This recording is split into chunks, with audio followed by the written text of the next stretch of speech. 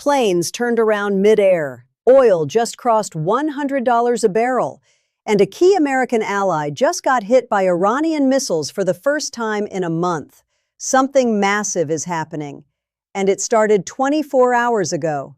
Imagine booking a flight to Dubai. You're somewhere over the Arabian Sea when the pilot comes on the intercom. "We're turning around." No explanation, just, "We're turning around." That happened yesterday. Multiple commercial flights bound for the UAE reversed course mid-flight because 4 missile shelter alerts were going off inside the country. The first since the ceasefire began in early April. Think about who lives in the UAE, Dubai, Abu Dhabi, 2 of the most significant travel and trade hubs on Earth, over 100,000 Americans, nearly 3 million Indian nationals, millions more from across Asia, Europe, and beyond. And yesterday, they were sheltering from Iranian missiles. This story is not just about a military standoff anymore. This is about an entire region tipping towards something that nobody, not Washington, not Tehran, not the markets, fully controls. Stick with this video, because by the time you finish watching, you will understand exactly what changed in the last 48 hours, why it matters to your daily life whether you live in Chicago, Toronto, or anywhere in between, and what the next move is that everyone is waiting for. Just 8 days ago, April 21st, Donald Trump extended the U.S.-Iran ceasefire indefinitely. His exact words to Congress were, "The hostilities that began on February 28th have terminated. No exchange of fire between U.S. forces and Iran since April 7th. Terminated." That was 8 days ago. Yesterday, Iran fired cruise missiles and combat drones at U.S. Navy destroyers in the Strait of Hormuz. America sank 7 Iranian small boats in response. A South Korean cargo vessel caught fire after an explosion in the strait. And then, in a move that truly signals how wide this is spreading, Iran hit the UAE. Not a near miss. Not a warning shot near UAE waters.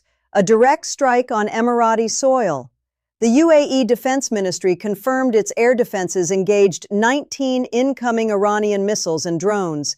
19! And here is the detail that almost no one in mainstream coverage is highlighting. An Israeli air defense system deployed inside the UAE was part of what intercepted those strikes. Read that again slowly. An Israeli system inside the UAE, shooting down Iranian weapons. Whatever you thought this conflict was limited to, scratch that understanding. This is now a multi-country, multi-military engagement happening across one of the most economically critical regions on the planet. If this is your first time on Verified Bulletin, welcome. We verify before we publish, and we explain what the headlines skip. Hit subscribe and make sure you don't miss what's coming next in this story. Most people hear UAE and think Dubai, shopping malls, skyscrapers, tourism. Fujairah is something else entirely. Sit with this geography for a moment because it is everything. Fujairah sits on the eastern coast of the UAE, facing the Gulf of Oman, not the Persian Gulf. That means it is one of the very few oil export points in the entire region that does not require passing through the Strait of Hormuz. When the strait got blocked, Fujairah became the escape valve. Oil companies rerouted pipelines, ships loaded there instead. It was the workaround that kept some energy flowing when everything else was strangled.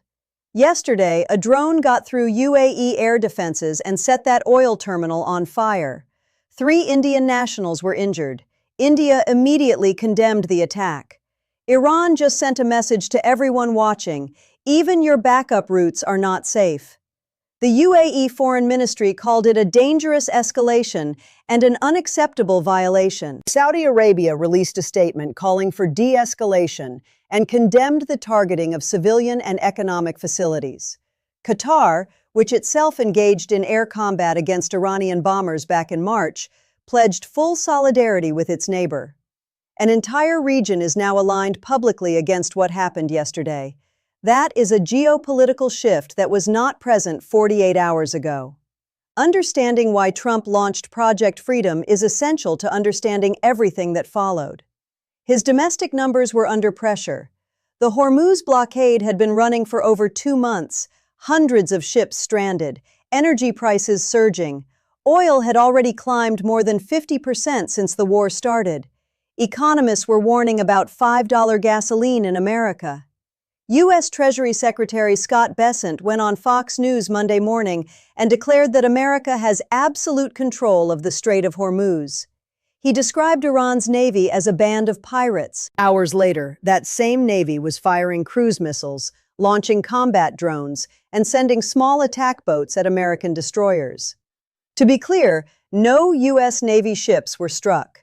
2 American-flagged commercial vessels did complete the transit. Trump called it working out very nicely. But here is what actually happened to the markets the moment those reports hit screens. Oil prices spiked, U.S. stocks fell, and oil is now sitting above $100 a barrel, its highest point of the year. That is not a win for an operation designed to bring prices down. Iran's Foreign Minister Abbas Araghchi put it bluntly on social media. 4 words: Project Freedom is Project Deadlock. And shipping executives are agreeing.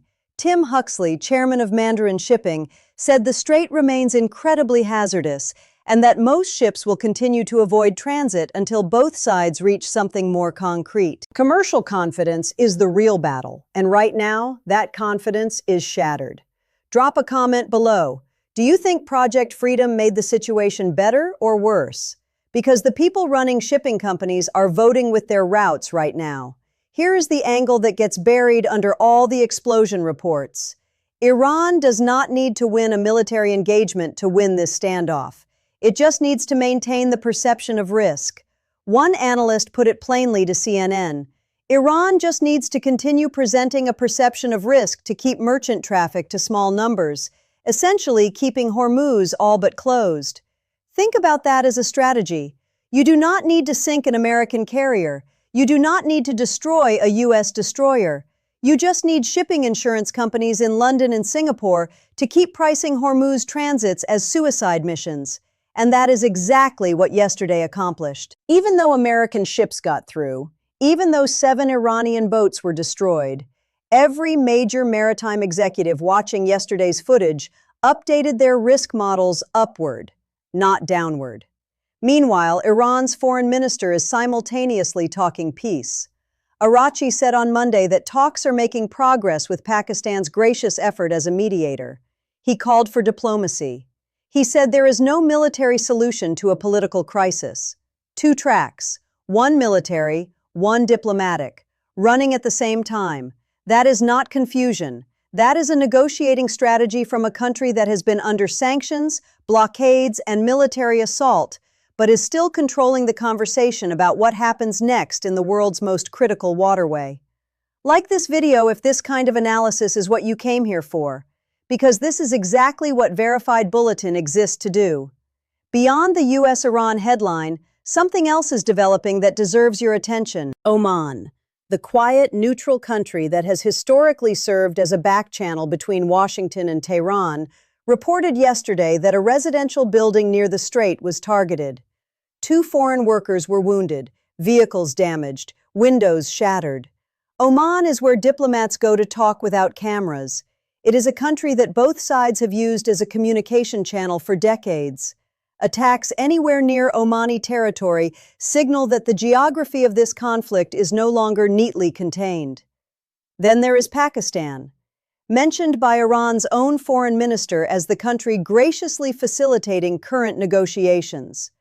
Pakistan, a nuclear-armed state with complex relationships with both the U.S. and Iran, is now positioned as a potential peace broker in a crisis involving the world's most important oil route. And Israel. An Israeli air defense system was involved in shooting down Iranian weapons inside the UAE. Israel was a co-attacker in the original February 28 strikes that started this war. Israeli systems are now defending UAE soil. The alliance architecture of this conflict is visible in ways it was not before. Saudi Arabia has condemned the attacks. Qatar is in solidarity. The Gulf Cooperation Council countries are being pulled into a war that they had hoped would stay contained between Washington and Tehran. It did not stay contained. Right now, Tuesday, May 5th, multiple things are happening simultaneously, and each of them matters. Diplomatic talks are continuing through Pakistan. Iran says progress is being made. America has not confirmed this publicly. The two sides still publicly claim the ceasefire exists, even as both fired weapons at each other yesterday. More commercial ships are expected to attempt Hormuz transit as part of Project Freedom. Every single one of those transits is a potential flashpoint. Iran's military has not backed down its threat. Any vessel attempting to pass without coordination with Iranian forces has been warned it will face attack. The UAE has reserved its right to respond to defend its national security. If the UAE strikes back at Iranian territory or assets, this widens dramatically.